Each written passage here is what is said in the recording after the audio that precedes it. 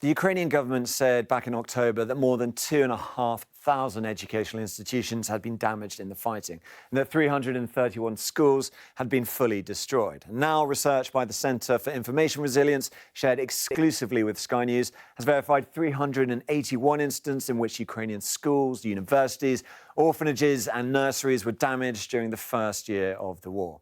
Now, this shows when and where those instances have been occurring. Most of the damage is in the east of the country. And our analysis shows that 1 in every 7 schools in eastern Ukraine has been damaged or destroyed.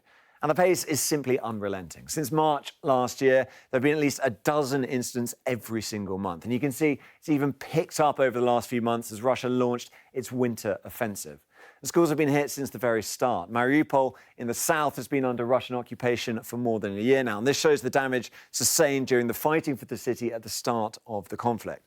I want to take you through one of those incidents to show how researchers verified the damage. This was posted on social media, showing the aftermath of a strike on a building cleaved in half. That's in yellow there. Now, a different angle, we can find the same building, try and locate where this is by looking for similar features. And so there we can see, well, we've got it boxed up for you there, same box in yellow and that in orange. Now, putting those all together lets us merge this with the satellite imagery and confirm this is number 20 school in Mariupol.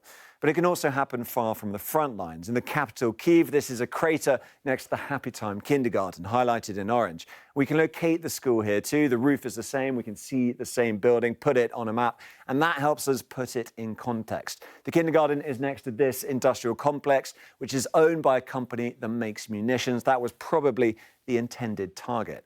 But as the fighting shifts, so does the damage. Bakhmut has seen a fierce battle over recent months, and so it's got some of the most recent damage as that fighting has occurred. Now, some of that is likely the result of indiscriminate shelling, but the researchers believe some bombings have been more targeted, for instance, in the city of Kharkiv. Once the front line has shifted away from Kharkiv city, schools were still being hardly hit. And an analysis on the areas surrounding the school's damage showed that it was, suggested that it was more systematic targeting rather than a byproduct of indiscriminate shelling. And really, nowhere is safe. This chart compares each incident against the school with the war's shifting front lines. Anything grey is inside Russian-held territory. And you can see most of these are close to the front lines, within 100 kilometres of them. But also, all along this chart, you have these points up here. That is a long way well behind the front lines. And because of the war, the charity World Vision International says that 3.6 million Ukrainian children are likely to miss out on education.